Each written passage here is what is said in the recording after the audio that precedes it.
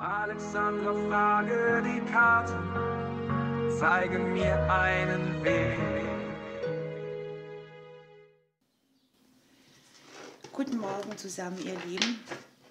Ich möchte heute mal wieder angucken, was ist so gerade in der Energie, die wir greifen können. Was ist der Ausgangspunkt? Was können wir tun und was entsteht dann daraus?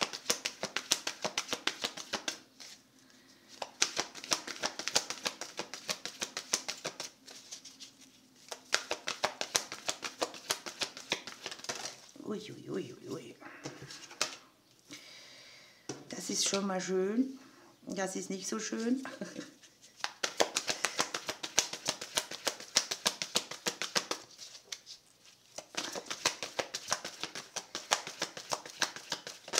Ups.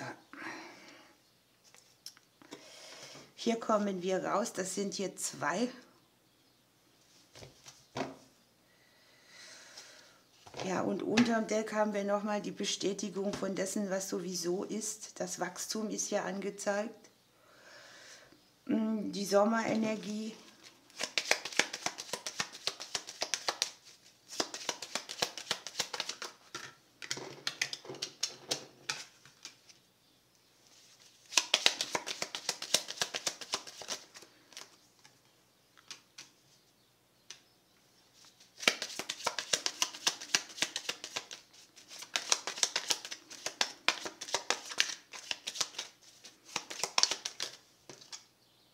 Ja.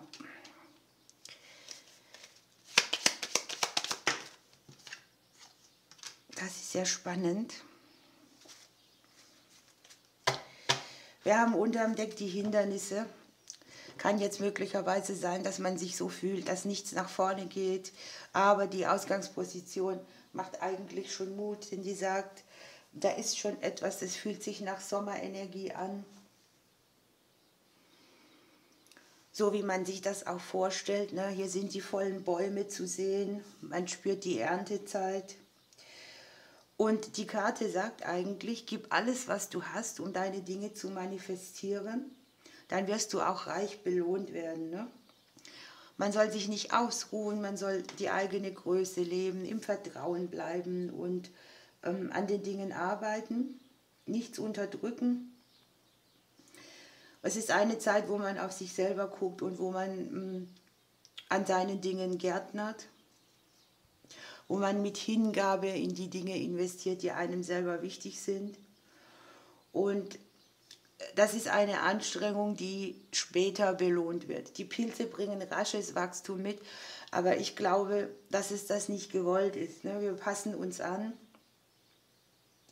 Wir feiern die Früchte unserer Arbeit, wir leben unsere Sachen so, dass wir wissen, dass sie auf längere Zeit eben durchgehalten werden können.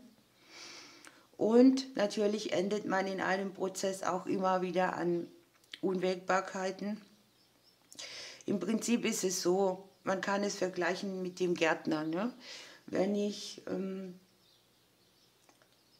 meine Samen aussehe oder meine Pflanzen oder meine Tomaten wegen mir, dann kann es sein, dass Umstände kommen, wie das Wetter spielt nicht mit oder es ist zu viel Regen, keine Ahnung was immer. Und mir wird etwas geliefert, mit dem ich jetzt umgehen muss, was meine Ernte beeinflusst. Dann guckt man eben im kleineren Bereich wieder, was kann ich tun, wo geht die Richtung hin, welche Methode kann ich anwenden und wo drehe ich mich vielleicht immer wieder weiter in die Hecke, wenn ich nichts verändere. Hier ist Timing ein bisschen. Hier ist auch so, kämpfe nicht ständig um, sondern vertraue auch ein bisschen mehr. Das bringt der Bär schon mit. Es kann auch sein, dass man dann denkt, ich schmeiße alles in den Müll, das wird sowieso nichts. Aber das ist hier nicht gewollt. Ne? Wir arbeiten auf eine Belohnung hin und wir müssen mit Kurskorrekturen umgehen oder damit einen anderen Weg zu finden. Das finde ich sehr bezeichnend, weil es auch so passend ist. Und wir sind dann nachher wieder in der Position, wo wir umständliche Wege oder Verstrickungen und Konflikte gut gemeistert haben, wo wir uns durchgesetzt haben, wo wir für uns eingestanden sind. Und die Wahrheit ist dann so klitzeklar und man ist wieder rein, wie reingewaschen, auch von den Situationen, die wir so erleben.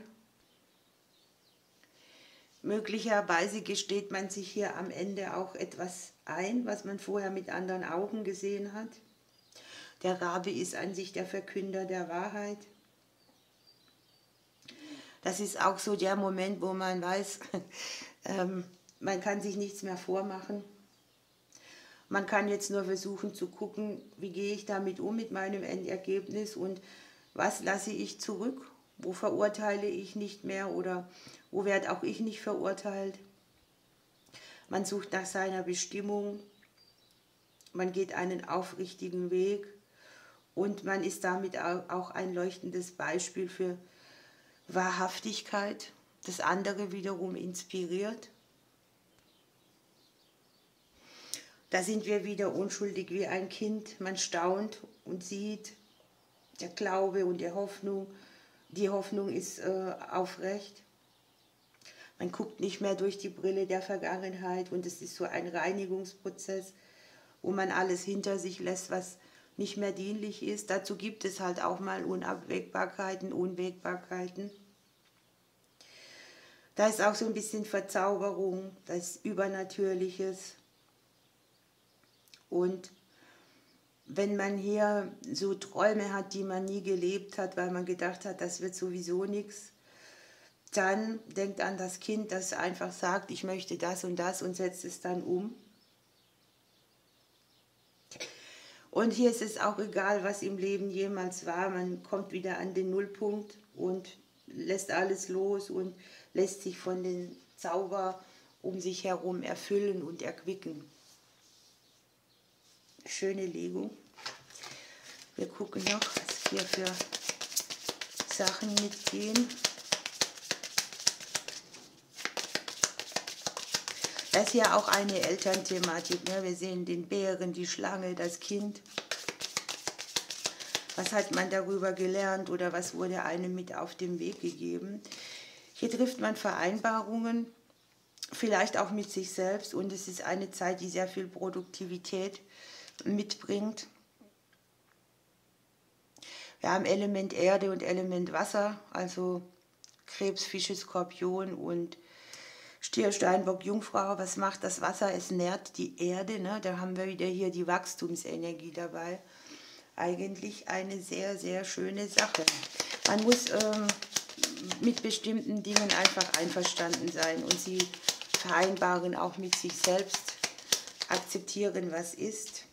Dann wird die Situation leichter und Dinge, die sich hier vorbereiten werden, auch zu einem Geschenk. Ihr Lieben, ich wünsche euch heute einen schönen Tag. Ich drücke euch bis morgen.